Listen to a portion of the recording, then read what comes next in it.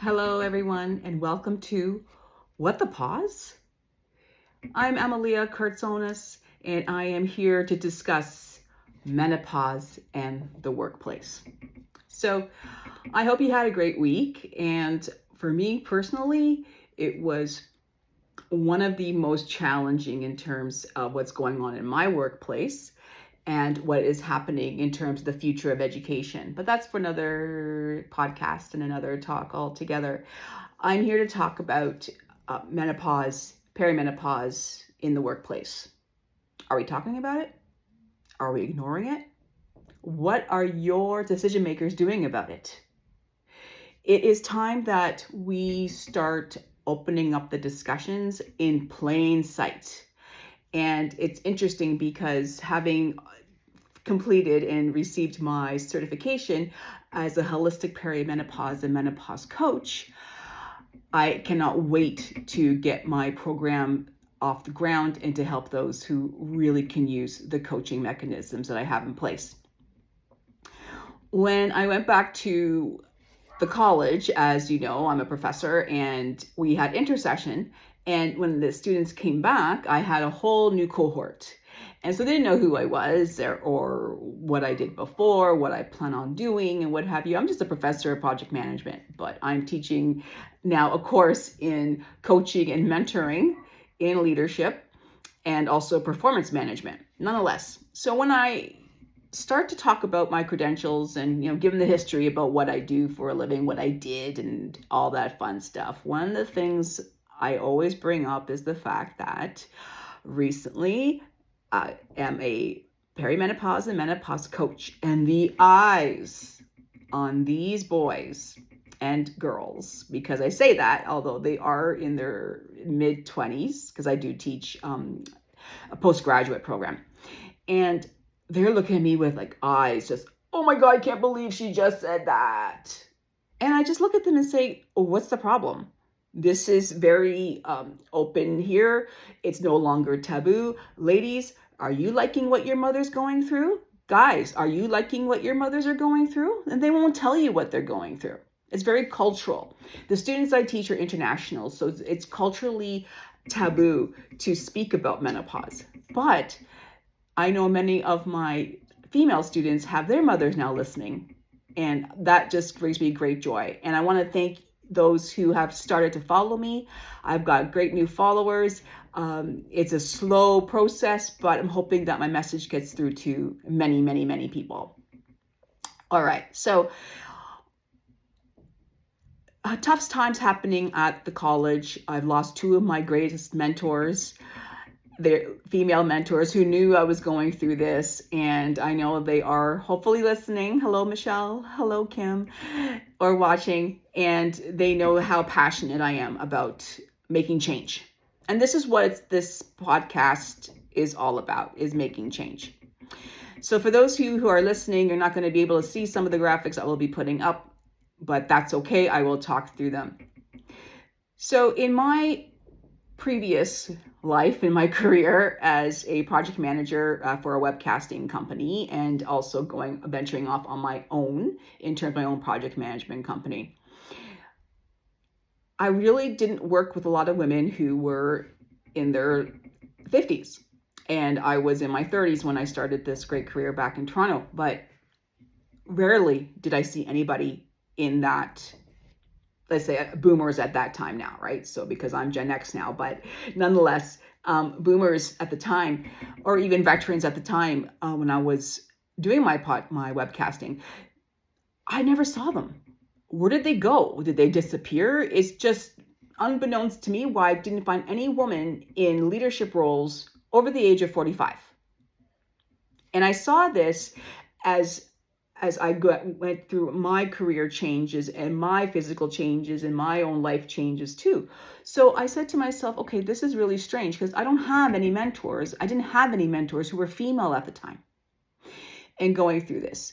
And my mother didn't tell me what she was going through. Like I said in my earlier podcasts, I was the one that was teaching her. I was the one that was researching what she should be taking and the supplementation and everything and the mindset. Okay.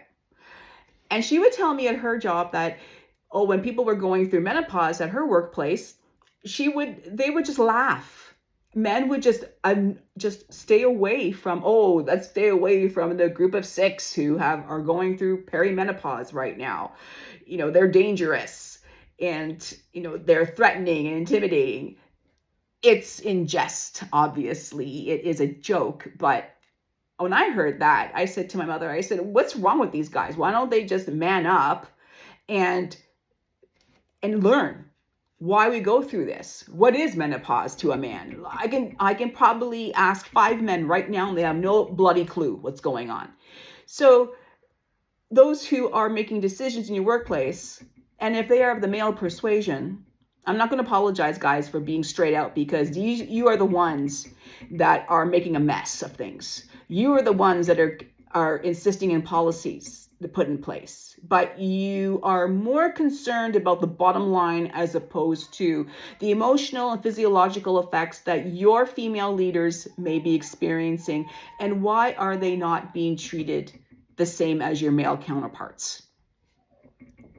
Being from a very male-dominated industry, I saw a lot of this discrimination, a lot of sexism, and generalizations and stereotypes. And I vowed when I turned 50, I'm 53, I'm going to be 54 in October, that there's no way in hell I was going to be treated like that because I'm a woman of a certain age. That's bullshit. That kind of talk can just go out the window for me. All right. And I know a lot of my Gen X women and the ones that are here right now followed suit in terms of that. So I'm going to go through and give you some stats that I have received and researched in what's happening in the workplace in Canada, United States, and in parts of Europe. So having gone through some of my research, it was really mind-blowing in terms of how many people are actually feeling that they cannot go to their HR department. They cannot go to their boss, especially if he's male. And if he's born with a 2 in front of the year, don't even bother talking to me, okay? Talk to your mommy and then come back and talk to me about it, all right? So, yeah, if you think I have no decorum, I do. I just don't have time for bullshit from young men who think they know it all, and especially young men who are thinking that they're going to be good decision makers for women like us. Doesn't fly with me. Sorry. All right, moving on. So what's happening in the workplace?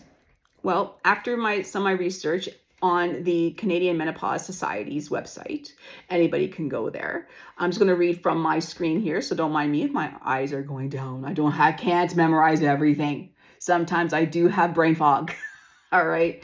So this is amazing. 1/4 or 5 million of Canada's workers are women aged 40 plus. 2 million are between 45 and 55, the age range when most reach menopause. That cohort is the fastest growing segment of working women and is projected to grow by nearly 1/3 by 2040.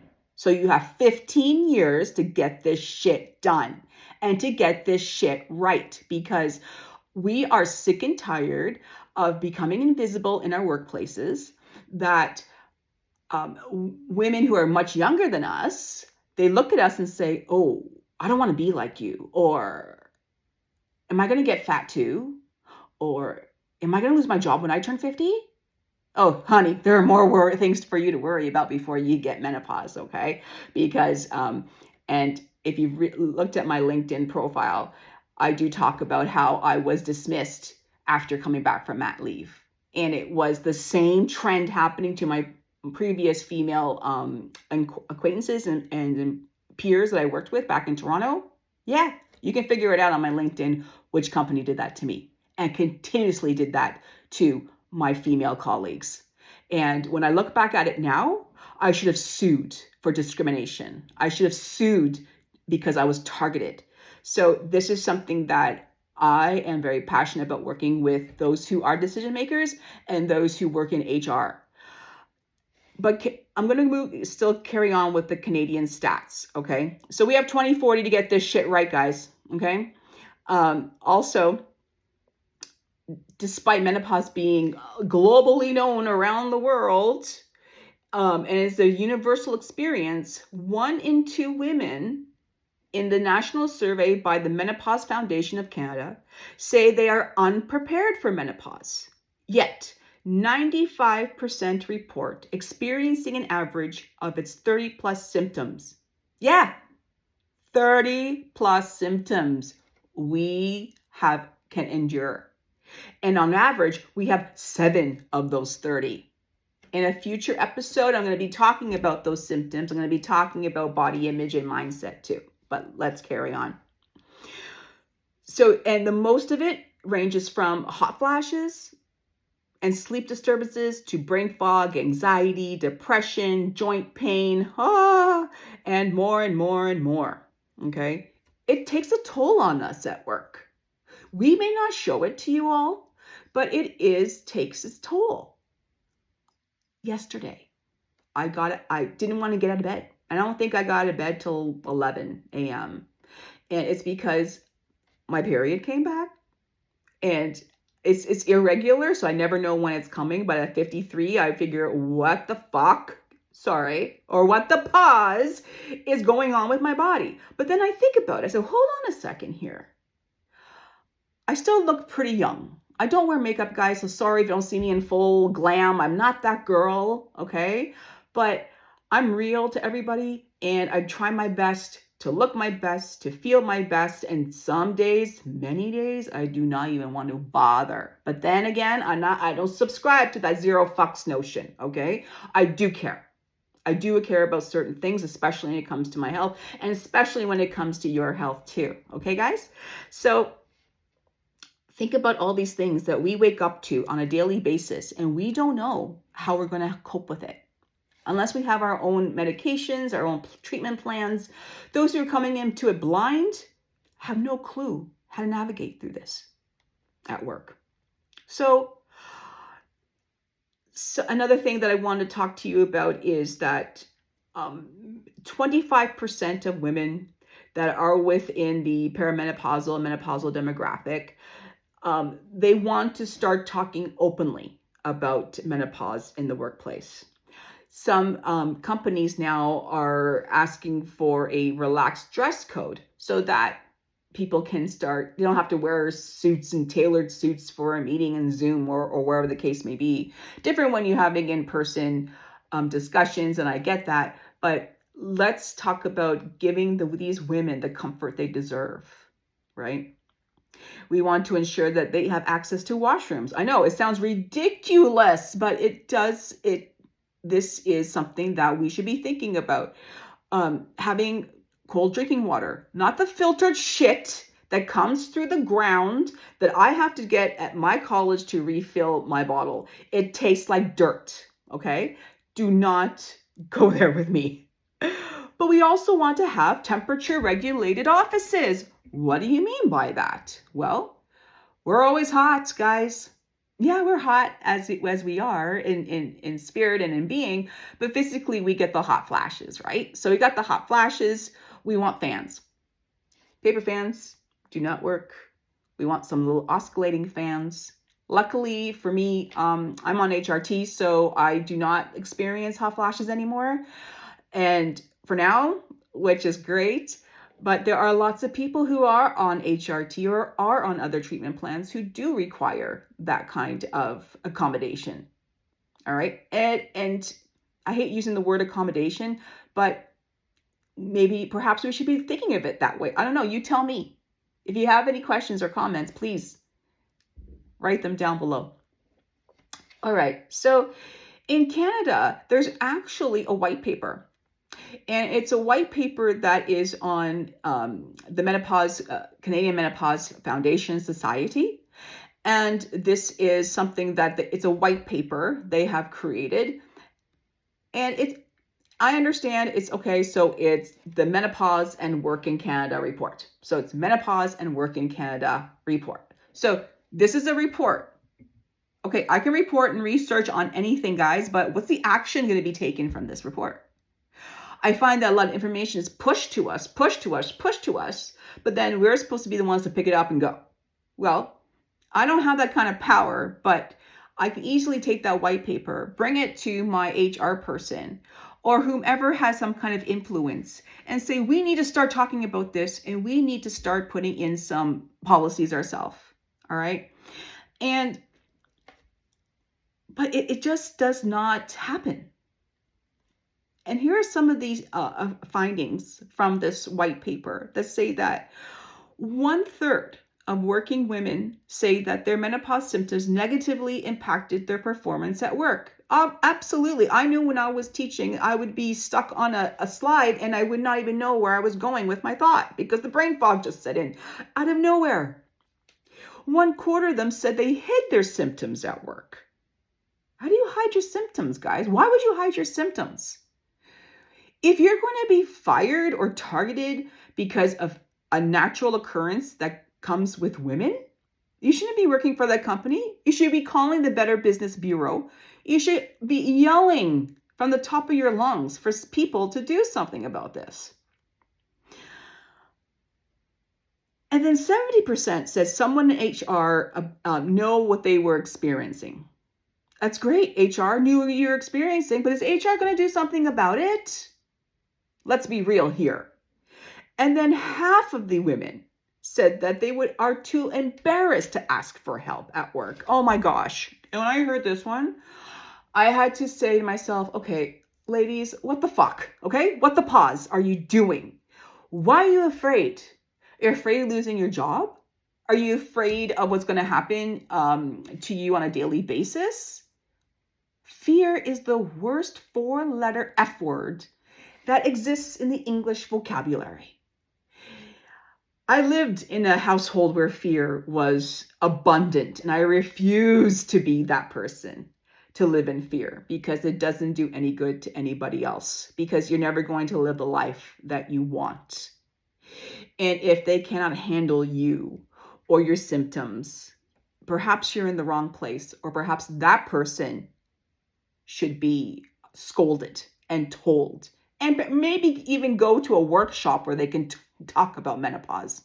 I'll even host it for you because I can get through to these guys a lot better than some of these women. And it really disheartens me when I see women saying, I can't talk about it. I'm too embarrassed. Oh my God, blah, blah, blah. And it's like, are you kidding me? There are men out there that probably appreciate the fact that you're talking about it because they're probably having the same, I'm not going to say issue, I'm not going to say problem, because that is negative shit talk that we do not say here. But I would love to teach those men what it is like to be perimenopausal or going through menopause. I would like to coach them. I would love to coach executive leaders who have no clue what their wives are going through or girlfriends are going through or whomever is going through perimenopause or the change or the pause, or whatever you want to describe it to be. Now, what else can we do about it? Before I go into that, I want to talk about what's happening in the States.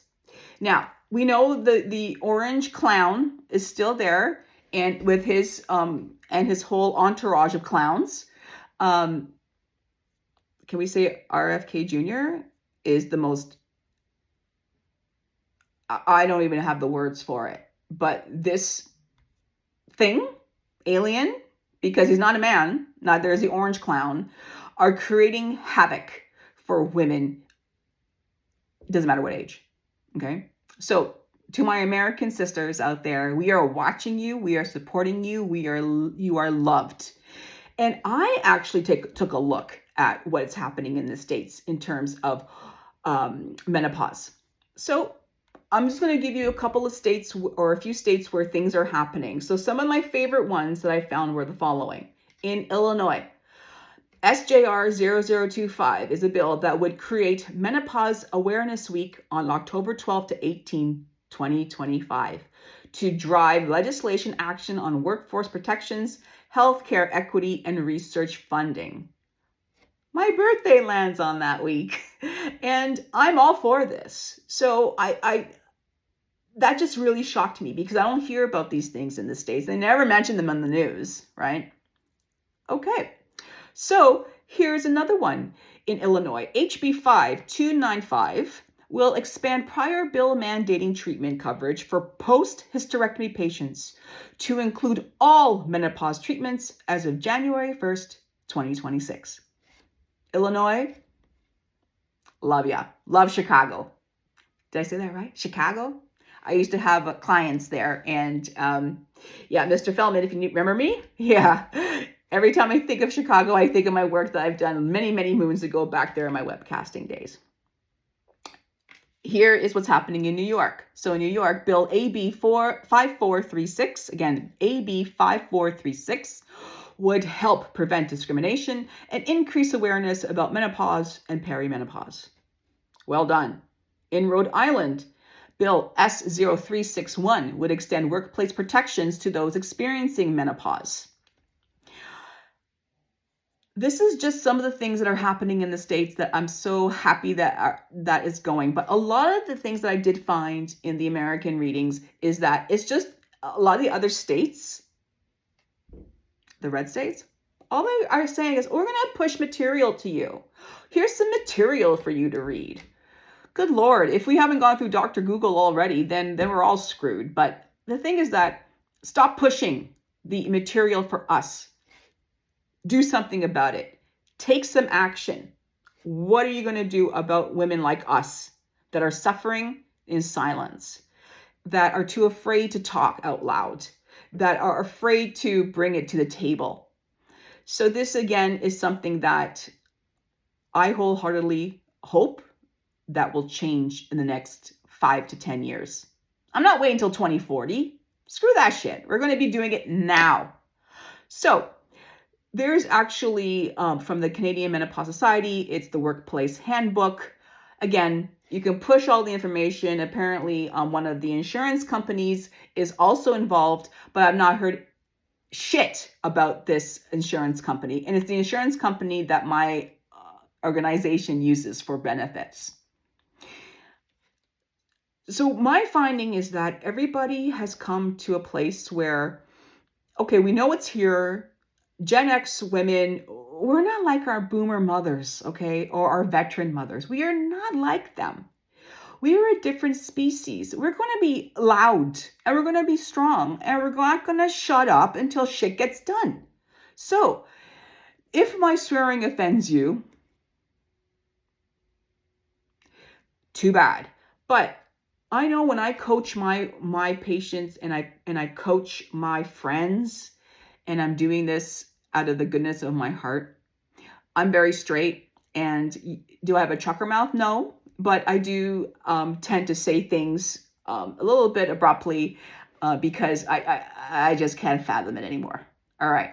So I've given you some things that are happening in the workplace that are still in dire need of support, of talking, of coaching, of programming. I also talked about the fact that the US are doing things about it, which I say, hell yeah, because we Canadians are watching over you. So what can you do? What can we do to change this conversation? What can we do to make perimenopause and menopause not a taboo thing anymore, where we can speak about it freely with our colleagues and we're not going to get targeted because, oh, Amalia, she just didn't come to work one day because, oh, she was too tired because her joints ached. Boo hoo hoo. It must be terrible being in perimenopause. You know, I don't have time for shit like that. And if I have 30-year-olds looking at me and looking down at me, trust me, darlings, you're going to be 50 one day. And I had the body like yours. And I still strive to be as fit and as young as possible naturally. So good luck to you when you turn my age. All right. Okay, moving on. So what can we do? Why are companies not talking about this? Why isn't my college coming to me and saying, Amalia, we understand that you are a menopause coach. Can you come in and do a conference for us? I'm going to beat them to the punch, and they know this already. But this is what needs to happen. We need to have companies to get menopausal benefits. We need to have structure in place where a woman in perimenopause can bank some time, bank hours for that purpose. Why would they utilize their sick days? when there are specific, like if you get COVID and you're in perimenopause, the two are different. So screw off with that. You're using 10 sick days, whatever the case may be, for the particular illnesses. Perimenopause needs to be treated. Okay? It's not a disease, but needs to be treated properly. And this is why we're not having this conversation, because people don't know how to treat it. Women, start teaching your sons right now what menopause is all about, what you're going through, and what he needs to do when his significant other is going through the same thing. We need to talk about also people who have gone through transgendered transitions. They're going to be on HRT. They're going to need coaching. And I'm here for you too. Okay? I just don't stick to, naturally females being birthed as female. I'm also here to coach those going through any type of HRT if you're a man or a woman or transitioning, because we don't want to lose you either in this space. We want you to thrive. And I want all of us women to thrive, especially in our workplaces. Maternity and paternity benefits exist. Now, paternity benefits in Canada didn't really come into play till about 10 years after I had my first child. And which is great, because some of us want to go back to work early, or we need to go back to work early. But what about menopausal benefits? What time off can we get for paid leave on that one? If you are in the HR department, or you have influence or a decision maker, please, if you don't know where to start, you can come and talk to me about it. I can help you put in this policy in place. If you need someone to come in and talk to your team about menopause and work, a coaching program, or some other treatment plan, come to me. And am I looking for paid gigs or anything like that? No, this is a call out to those who are very serious about having the discussion of menopause in your workplaces and what you can do to make changes. Because that's the only thing that's going to happen, is these decision makers have to make these changes. And women, we have to change our mindsets to ensure that this is a natural aging process. Everybody goes through it, and women need more help. Bottom line, we don't take a pause from anything, but we should certainly take a pause and embrace what we're doing. So I hope this was very helpful to you. I want to thank all my listeners who's listening to me on the podcast. I want to thank everybody who's watching me online right now. Please feel free to make your comments down below. Email me at whatthepause@gmail.com. Look out for my updated website, where I am going to be instilling my program treatment plans for perimenopause and menopause and postmenopause. My next topic is going to be about menopause and relationships. So watch out, because I'm going to be having a call to action, because I want to know your stories. I want to hear what your spouses are putting you through as you go through this change, as you go through this pause. So I'll end off with my usual stating: be healthy, be safe, and embrace the pause. I'll see you next time.